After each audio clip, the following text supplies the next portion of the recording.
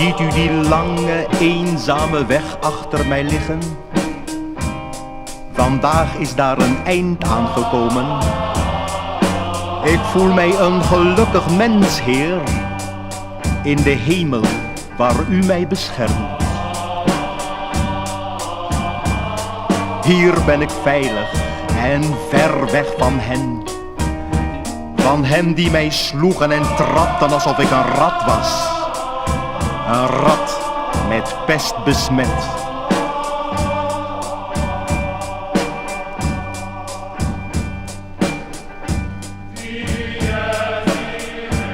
Zij doden mij om mijn huidskleur, want die was zwart en de hunne was wit.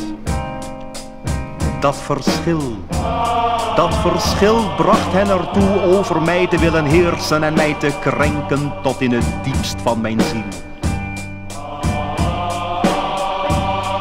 Mijn geboorte was een vergissing,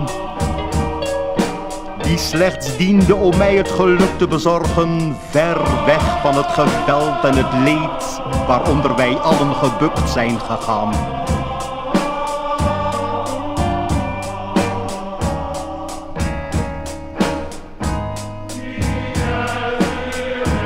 Vaarwel mijn zon en mijn rivier.